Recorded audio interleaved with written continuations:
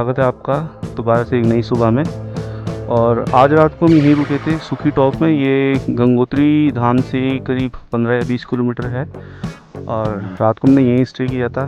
मौसम ज़्यादा ठंडा था और अब सुबह अपना ब्रेकफास्ट वगैरह करके हम निकल रहे हैं। अब आगे चलते हैं, आपको इन्हें नेचुरल ब्यूटी दिखाएंगे गंगोत्री धाम की, क्योंकि मैं भी पहली बार ही आया हूँ यहाँ पे। सत्संग भाई हैं हमारे, आगे आगे चलेंगे और देखते हैं कुछ नई जगह एक्सप्लोर करने के लिए मिलती है। तो बाकी गंगोत्री धाम तो हम जाएंगे। चलिए फिर मिलते हैं।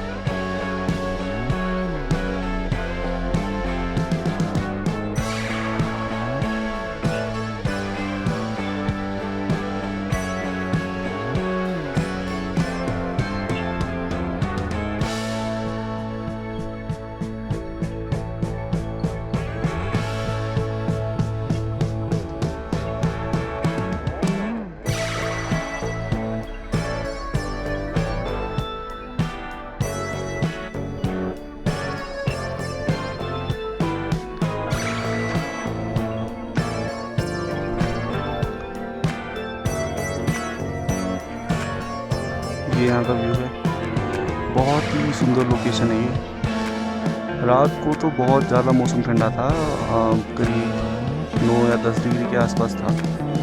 और तो हम तो थके हुए थे, जल्दी सो गए थे, इसलिए वीडियो बनाने का टाइम नहीं मिला। अब सत्संग भाई ने ऑर्डर दे दिया है, हम सत्संग भाई से मिलाते हैं।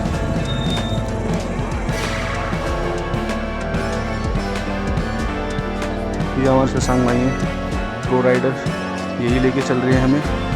बस यहाँ से खा के फिर निकलते हैं और दिखाते हैं आपको ब्यूटी नेचुरल हिल्स की, जिसे देखने के लोग दूर दूर से आते हैं। और इसका एक्सपीरियंस तो ज़्यादातर जो ले पाते हैं वो बाइकर्स ही ले पाते हैं, क्योंकि उनको जहाँ मन करता है वहाँ जाते हैं, जैसे मन करता है वैसे घूमते हैं। तो इसीलिए जब भी मन करे, जब भी लगे कि मन कर रहा है कि घूमने का, बाइक उठाओ और हिल्स पे निकल जाओ। यही है लाइफ है यार। आगे पता नहीं मौका मिले ना मिले, एज बढ़ती जा रही है, धीरे धीरे टाइम निकल जाएगा। फिर उसके बाद आप सोचोगे कि यार ये कर सकते थे, फिर हमने किया नहीं। तो इसलिए जब भी मौका मिले कर लो और दूसरों को भी मोटिवेट करो। अपनी एक कम्युनिटी बनाओ, ग्रुप बनाओ बढ़िया, और उनके साथ निकल जाओ। यही मौका है भाई घूमने का। चलिए फिर आगे दिखाते हैं। सत्संग भाई से बात हुई है, बता रहे हैं कोई लामा टॉप है आगे और काफ़ी अच्छा व्यू आता है वहाँ से। एक बार वहाँ चलते हैं, वहाँ देख के आते हैं, कुछ नया मिलता है, अच्छा सा एक्सप्लोर करते हैं। और हम सोच रहे हैं कि यहाँ का जो पहाड़ी का लोकल फूड है, एक बार उसे भी ट्राई करके देखिए। नाम तो बहुत सुने बट कभी ट्राई नहीं किया। दोस्त है मेरा एक, जिसने मुझे बताया था कि वहाँ पे उनके यहाँ मंडुआ की रोटी बनती है, तो कभी ट्राई नहीं की। तो देखने में थोड़ी रागी की जैसे लगती है, रागी का आटा होता है, जैसे आप लोगों ने खाया हो कभी, जिसने खाया उसको पता होगा। तो देखते हैं अगर मौका मिला किसी लोकल से, अगर हो पाया अरेंजमेंट।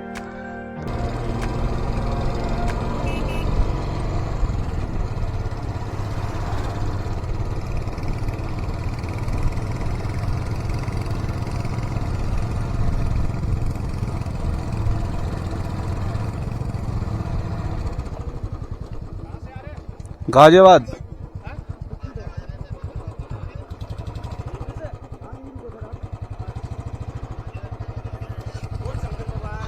जय।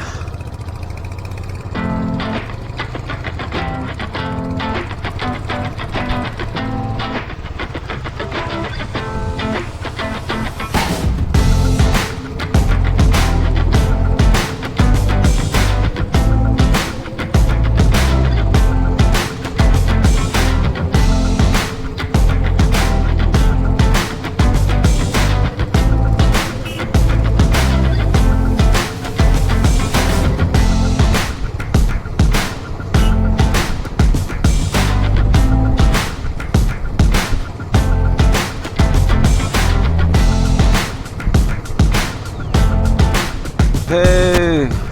भोले के भक्त सब अपना जल गंगोत्री गौमुख से लेके आते हैं। गंगोत्री मतलब गौमुख से, जहाँ से गंगा मैया का उद्गम हुआ है वहाँ से आते हैं वो जल लेके। और उसके बाद मुझे लेकिन हाँ मतलब पूजा करके वहाँ से फिर जल लेके अपना और अपने अपने घरों के लिए निकल जाते हैं। और यहाँ से ज़्यादातर मैंने देखा है कि हरियाणा, दिल्ली, पंजाब के भी काफ़ी लोग जाते हैं और पैदल ही जाते हैं। भाई सैल्यूट है लोगों को, बहुत मेहनत करते हैं लोग। आस्था ही होती है जो लोगों को इतनी दूर लेके आती है और यहाँ से लोग पैदल चले जाते हैं। और आज की जनरेशन को तो देखा है लोगों पे 100, 200, 500 मीटर तक भी पैदल नहीं चला जाता। इसीलिए तो कहते हैं कि भाई हेल्थ पर ध्यान देना चाहिए।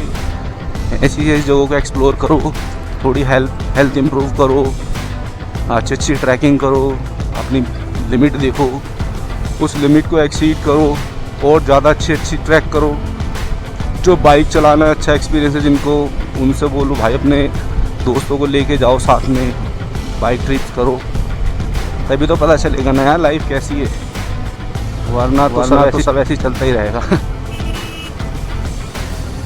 हमारे सत्संग भाई ने हमसे 3 या 4 दिन पहले बोला कि मोनू भाई चलना है।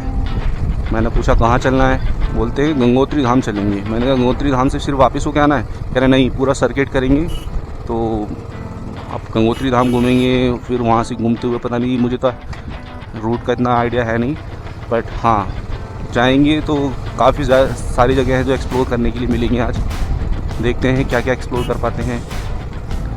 जितनी ज़्यादा कवर कर सकते हैं उतना हम कवर कर लेंगे, क्योंकि जब आए हैं तो उसका एंजॉय तो करना पड़ेगा उस चीज़ को। इसलिए बाइक निकालो, किक मारो, जिसकी में किक नहीं है वो सेल्फ मारो, और जिसकी में सेल्फ और किक दोनों हैं, जो मन करे वो मारो, लेकिन मारो। और बाइक फुल करवा के टैंक और निकल जाओ। किसी का इंतजार मत करो, अगर कोई चलने के लिए तैयार नहीं भी है तो। अपने को तो बोला भाई ने, तो हम तो रुके नहीं भाई, हमने तो तुरंत अपनी एक्सेसरीज जुगाड़ करी, बाइक की सर्विसिंग कराई और निकल पड़े बैग पैक करके। अब कम से कम ये रिग्रेट तो नहीं होगा कि यार किसी ने बोला था और उसके बाद मौका मिला और मौका मिलने के बाद भी नहीं जा पाए।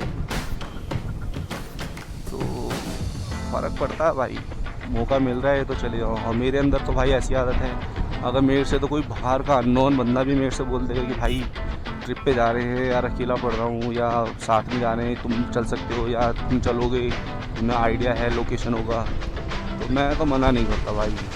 बाइक अपने पास है, टैंक फुल कराया, सामान अपने पास है सारे, तो लेके निकल जाओ। अभी तक मैंने ज़्यादातर जितनी भी जगह एक्सप्लोर करी हैं, मतलब घूमने के हिसाब से, बाइक ट्रिप पे तो मैं करता था पहले भी, केदारनाथ, बद्रीनाथ और चोपटा, ये सब जगह मैं जा चुका हूँ, बट मैंने कभी रिकॉर्ड नहीं किया। ये फर्स्ट टाइम है जो मैंने रिकॉर्डिंग चालू करी है। देखते हैं यूट्यूब पे कितना लोग पसंद करते हैं इस चीज़ को, और आप लोग पसंद करेंगे तो मुझे भी अच्छा लगेगा, मुझे भी मोटिवेशन मिलेगा, और आप लोग ही मुझे बताओगे अच्छी अच्छी जगह। जो लोग ज़्यादा घूमते रहते हैं मेरी तरह, वो लोग मुझे बता सकते हैं कि भाई यहाँ पे जाओ। और क्या पता इन फ्यूचर अगर मौका मिला तो साथ में ही मैं 1-2 बंदों को लेके जाऊँ। धीरे धीरे अपनी एक कम्युनिटी बनाएंगे, कम्युनिटी बना के फिर अपना प्लान करा करेंगे, ईयरली 6 मंथ्स के हिसाब से या क्वार्टरली, जब भी जिसका भी जैसा भी बनेगा प्रोग्राम, अपना चले करेंगे, घूम के आया करेंगे।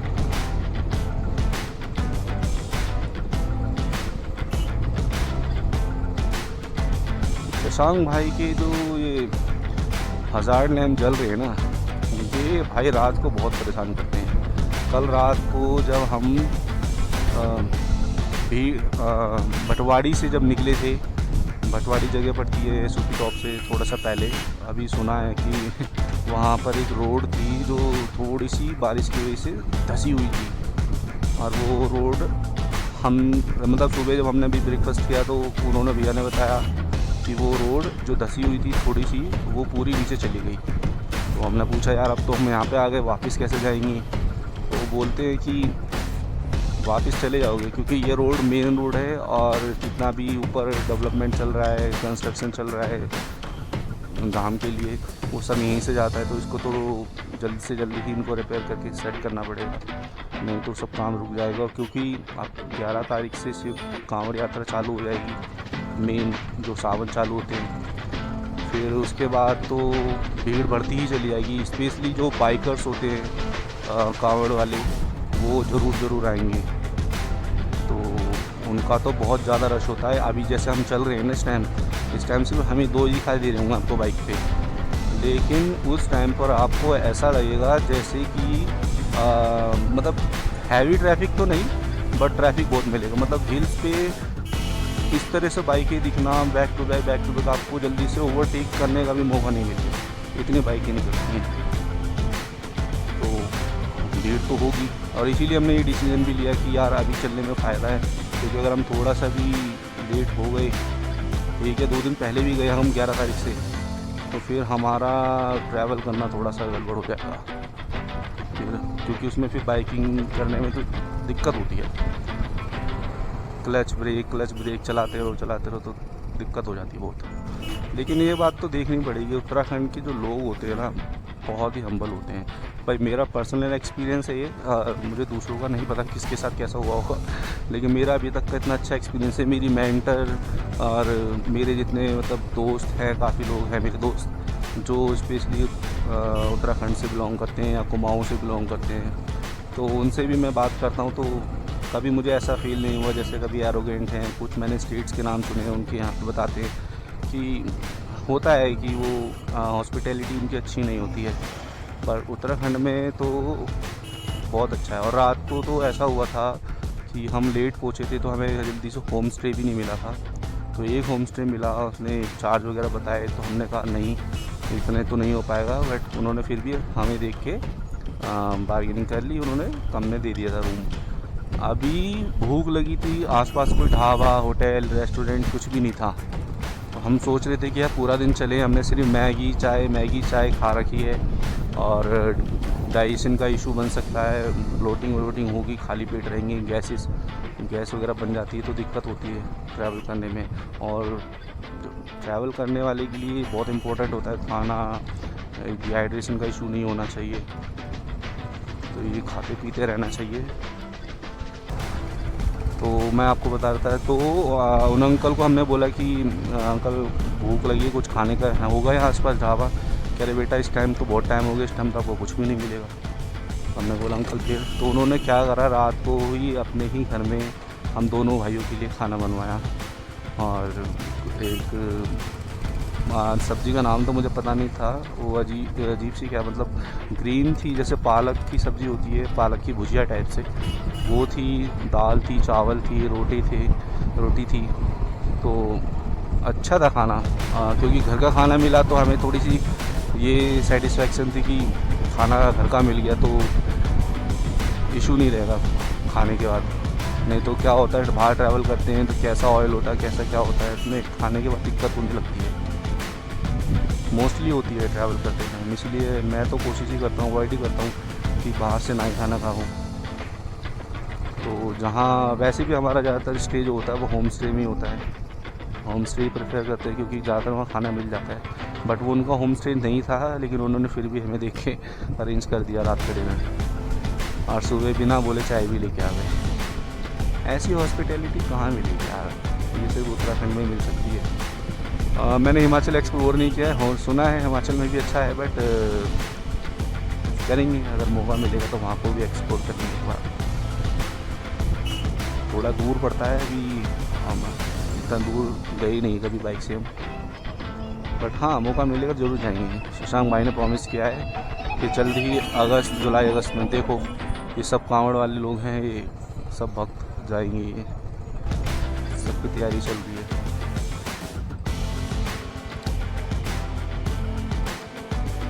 अच्छा दो भाई, शशांक भाई की बाइक में फ्यूल हो गया कम, रिजर्व में लगी थी, रात को ही बताया कि भाई ने, नहीं तो रास्ते में कहीं करवा देते इनके टॉपअप। बट अब देखते हैं, यहाँ पे हो जाता है रेंज तो थोड़ा बहुत तो ले लेते हैं, नहीं तो बहुत प्रॉब्लम होगी आगे जाके। तो इनके में ऐसा भी नहीं है कि थोड़ा बहुत चल जाए, फुल ही करवाना पड़ेगा। चलो देखते हैं भाई।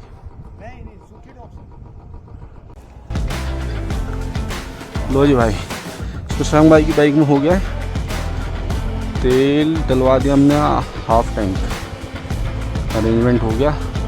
जो भी भाई यहाँ पे आओ हरसिल के लिए या गंगोत्री धाम के लिए, पहले से भाई फुल करा के आना। बीच में हरसिल से पहले भटवाड़ी में या बहुत जगह पेट्रोल पंप मिल जाएंगे, क्योंकि यहाँ पुलिस वालों ने बताया कि आगे नहीं है, तो यहीं से लेके हमने चल दिए, क्योंकि रिस्क नहीं ले सकते। मैंने तो इसलिए बहुत पहले ही करवा लिया था दोबारा से फुल टैंक, ताकि आने जाने में दिक्कत ना हो। क्योंकि जब सबसे पहली बार जब मैं केदारनाथ गया था बाइक से, तो अब रॉयल एनफील्ड की मेरी तो स्टैंडर्ड है, तो इसमें फ्यूल मीटर है नहीं, फ्यूल इंडिकेटर है नहीं, पता चलता नहीं है। तो मुझे आइडिया भी नहीं था इसका कि रिज़र्व कैसे लगती है, रिज़र्व में चलानी कैसे है। फिर उसके बाद हम बड़ी मुश्किल से हम पहुंच तो गए, केदारनाथ भी हो आए, बद्रीनाथ भी होके आ गए।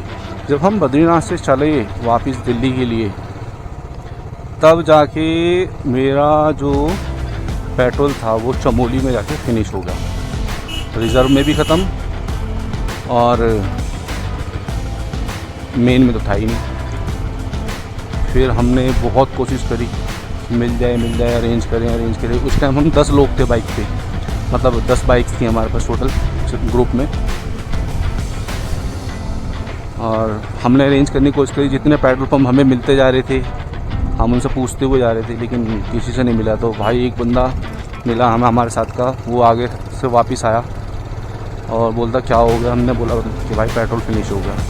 तो पेट्रोल वालों से बोला, तो पेट्रोल वालों ने रीज़न दिया कि ऋषिकेश में हो गई है लैंडस्लाइड काफ़ी जगह, और वो हैवी लैंडस्लाइड हुई जिसकी वजह से रोड हो गया ब्लॉक।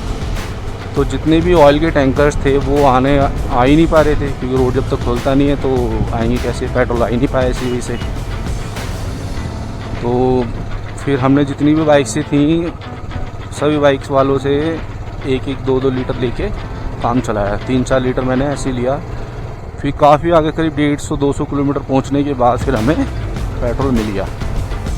और वहाँ पर भी उस पेट्रोल पंप वाले ने हमसे ये बोल के सिर्फ 200 रुपये का पेट्रोल दिया कि भाई तुम्हारे जैसे और भी बंदे आ रहे हैं, उन सबको भी पेट्रोल चाहिए, अगर तुम सारा भर के ले जाओगे तो बाकी बंदे तो फिर यहीं फंसे रह जाएंगे। तो उसने फिर 200 का दिया। हमने कहा चल ठीक है भाई 200 को ही दे दे, हमारा काम तो चल जाएगा। तो इतना बुरा हाल हो जाता है। तो इसलिए भाई खासकर स्टैंडर्ड वाले जिनको अंदाज़ा है तेल का या नहीं भी है, तो अपना टैंक वगैरह थोड़ा अपना देख के चलो कितना ज़रूरत है कितने नहीं। एवरेज का सबको पता ही होता है अपनी अपनी बाइक्स का, तो उसके हिसाब से भाई अरेंज करके चलो। या थोड़ा बहुत भी अगर रह जाता है और लगता है कि यार करवा लेना चाहिए, क्योंकि पता है जब रिटर्न हो गया आप वापस तो ज़रूरत तो पड़ेगी आपको फ्यूल की, तो पहले ही डलवा लो यार, ताकि रास्ते में दिक्कत ही ना आए।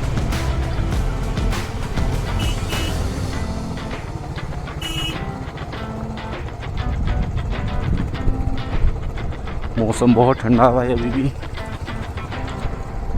रात मैंने अपनी जैकेट बैग में रख दी थी, सोचा था कि ज़रूरत नहीं पड़ेगी, लेकिन जब रात को जब बाइक चलाई अंधेरे में, बिल्कुल पतला रोड था, नैरो जैसे कहते हैं, बहुत डिफ़िकल्ट ऑफ रोड ही था वो। और चलाते हुए मौसम इतना ठंडा हो गया था क्योंकि गंगा जी बराबर में ही बहती हैं, तो उसी की ठंडी ठंडी हवा आ रही थी, तो हालत ख़राब हो रही थी क्योंकि मैं हाफ स्लीप में था। अब मैंने इसीलिए अपनी अपर निकाल लिया ताकि थोड़ा बहुत वार्मनेस बनी रहे, नहीं तो ठंड में हालत ख़राब हो जाती।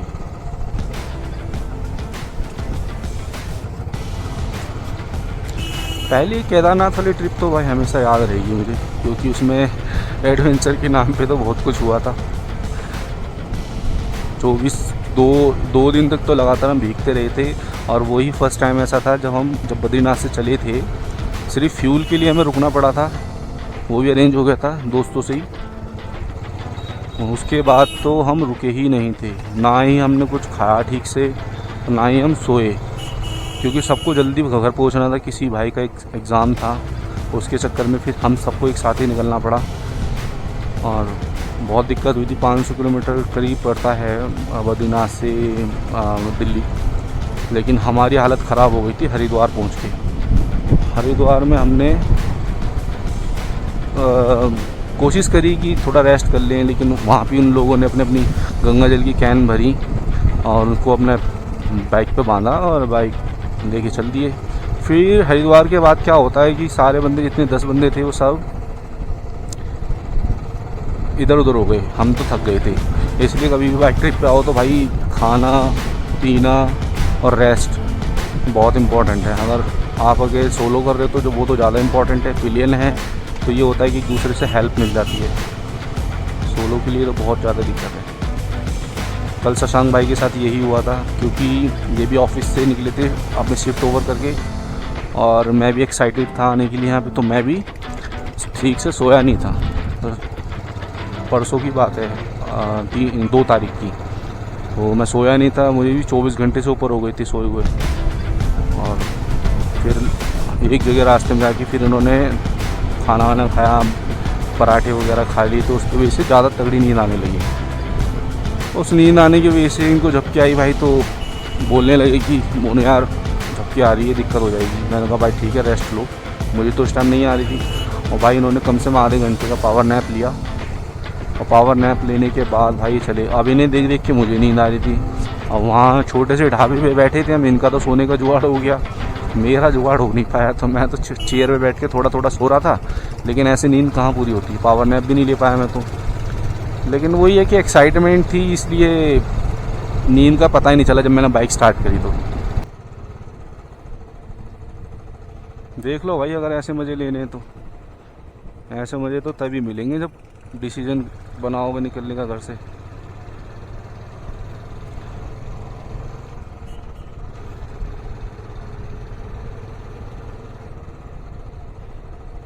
अब हम जा रहे हैं सीधा हरसिल। हरसिल पे ही नेक्स्ट स्टॉप होगा हमारा।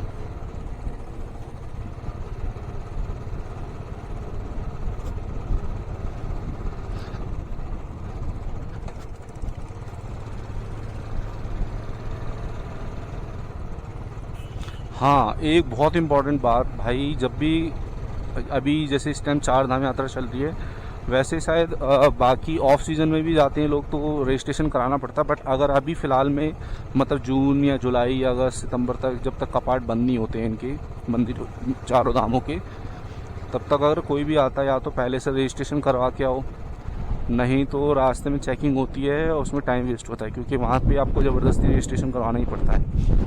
तो वो टाइम अगर आपको अपना सेव करना है, मतलब सेव करना अपना टाइम, तो आपको रजिस्ट्रेशन तो करा कर रखना पड़ेगा। तो मैंने पहली बार ऐसा हुआ जो मैंने रजिस्ट्रेशन नहीं कराया था, क्योंकि मैं केदारनाथ बद्रीनाथ जाता हूँ तो वहाँ तो मैं करवा के जाता हूँ।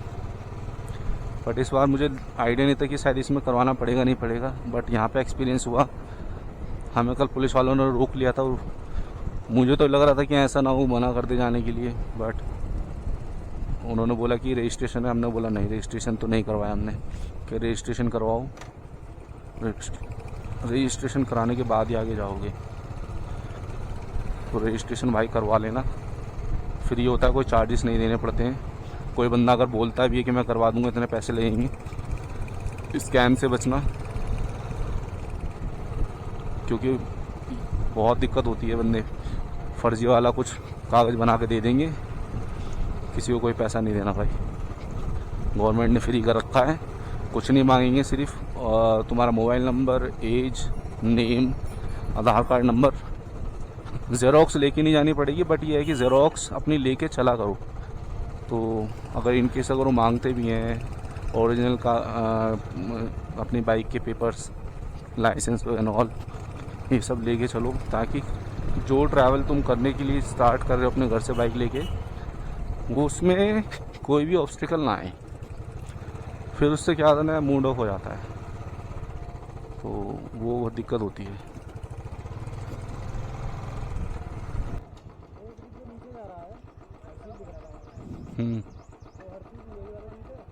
पूछना पड़ेगा, पूछूं? अंकल जी, हरसिल जाने के लिए कौन सा रास्ता है? हरसिल, हरसिल यही बता रहे हैं।